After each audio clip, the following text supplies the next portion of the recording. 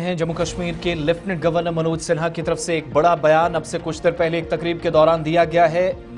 Lieutenant governor के मुताबिक merit की बुनियाद पर नौकरियां फराहम की जा रही हैं और नौकरियों में शफाफियत सरकार की या एलजी एडमिनिस्ट्रेशन की अव्वलीन तरजीह होनी चाहिए और यही है। लेफ्टिनेंट गवर्नर के मुताबिक जहां नौकरियों में या भर्ती के अमल पर सवालात खड़े किए गए वहां पर एलजी इंतजामिया की जानिब से जवाब दिया गया। गैर जानिबदाराना कार्रवाई हुई लेफ्टिनेंट गवर्नर के मुताबिक और साथ साथ ये भी कहा कि जहां कोई गुनहगार था उसको सजा भी दी गई। नई सनती पॉलिसी से जम्मू कश्मीर में लेफ्टिनेंट गवर्नर के मुताबिक मुआशी इनकलाब आया।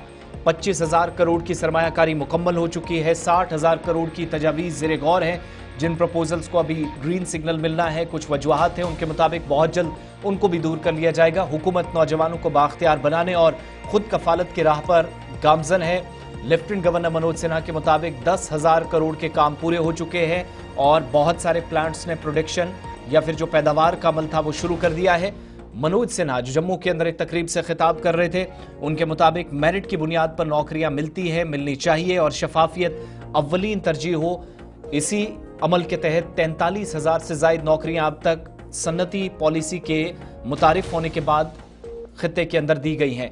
मनोज सिन्हा क्लस्टर यूनिवर्सिटी जम्मू और देश भगत यूनिवर्सिटी पंजाब के बाहमी इश्तराक से मुनक़िदा एक अजीम उश्शान रोजगार मेले से खिताब कर रहे थे, जहां उन्होंने इन ख्यालात का इजहार किया। मुख्तलिफ शोबों से वाबस्ता सैकड़ों नौजवान इस तकरीब में शिरकत कर रहे थे। अपने खिताब में एलजी मनोज सिन्हा ने कहा कि जम्मू कश्मीर में हुकूमत ने रोजगार के शोबे में शफाफियत, एहतिसाब और मेरिट को बुनियाद बनाकर एक नई मिसाल कायम की है। उनके मुताबिक नौजवानों को फराहम की जाने वाली नौकरियां मुकम्मल तौर पर मेरिट की बुनियाद या आधार पर दी गई है और जहां कहीं भी सवालात उठे वहां गैर जानिबदार और सख्त कार्रवाई अमल में लाई गई। सिन्हा ने मजीद कहा कि नई सनती पॉलिसी के तहत खित्ते में एक मुआशी इनकलाब देखने को मिला। अब तक 25,000 करोड़ रुपए से ज्यादा की सरमायाकारी हो चुकी है, जिनमें 10,000 करोड़ रुपए के मंसूबे मुकम्मल हो चुके हैं। इनमें पैदावार का अमल शुरू कर दिया गया है। मजीद 60,000 करोड़ रुपए मालियत की सरमायाकारी की तजावीज़ या प्रपोजल्स पर इंतजामिया गौर कर रही है, जो जम्मू कश्मीर को सनती तरक्की की नई बुलंदियों तक ले जाएंगे।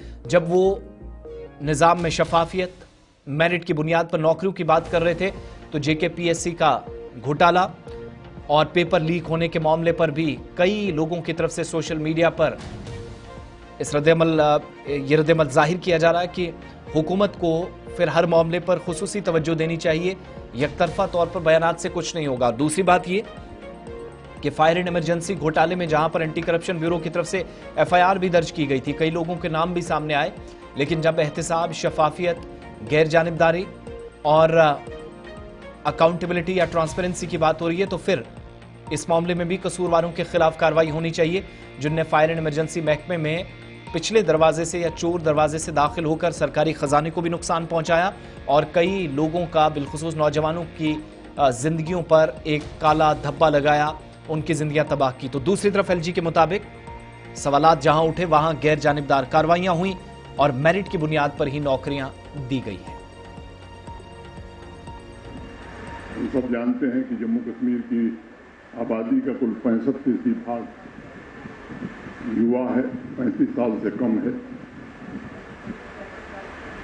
कोशिश है कोई कि जो सरकारी नौकरियां हैं वो ट्रांसपेरेंसी के आधार पर, मेरिट के आधार पर भरी जाएं और मुझे प्रसन्नता है कि 43,000 जो अपॉइंटमेंट हुए, कहीं भी किसी एक नियुक्ति पर प्रश्न चिन्ह नहीं उठा।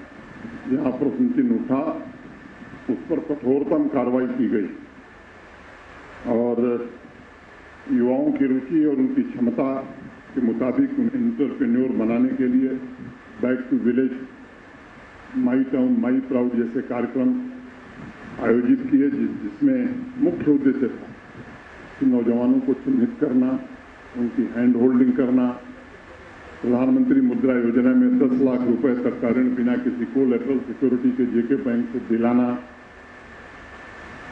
ऐसे ही बच्चियों को भी मुझे लगता है कि इस तरह आज कई बच्चियां हैं जो बहुत अच्छा कर रही हैं। आदरणीय प्रधानमंत्री जी के नेतृत्व में मैं मानता हूं कि इस देश को जो नेशनल एजुकेशन पॉलिसी, राष्ट्रीय शिक्षा नीति का जो उपहार मिला है, उसमें परिवर्तन करने की सबसे बड़ी क्षमता है। अगर इन्वेस्टमेंट की बात मैं करूं तो आज़ादी से लेकर 2021 तक पूरे जम्मू कश्मीर में कुल प्राइवेट सेक्टर का जो इन्वेस्टमेंट है वो करीब 14,000 करोड़ का। स्वाभाविक है, यहाँ आने के लिए कुछ इंसेंटिव चाहिए होता था, और आज मैं कह सकता हूं कि 21 से लेकर 24 तक इन 3 वर्षों में ये ऐसी इंडस्ट्रियल पॉलिसी थी देश में किसी भी राज्य ने जो 7 साल के लिए बनी थी, और जो इंसेंटिव का अमाउंट था 28,400 करोड़ रुपए, वो 2.5 साल में ही इंडस्ट्री वालों ने उसका पूरा बेनिफिट ले लिया, पैसा खत्म हो गया। देश में ऐसा कहीं हुआ नहीं, और उसका प्रतिफल है कि मोटे तौर पर 25,000 करोड़ रुपए के इन्वेस्टमेंट के प्लान डिफरेंट स्टेज में है। करीब 10,000 करोड़ के काम पूरे हो गए, उन्होंने प्रोडक्शन चालू कर दिया है। बाकी 15,000 के काम डिफरेंट स्टेज में जो इस साल चालू हो जाएंगे। करीब 60,000 करोड़ से ज़्यादा के प्रपोजल अभी पेंडिंग।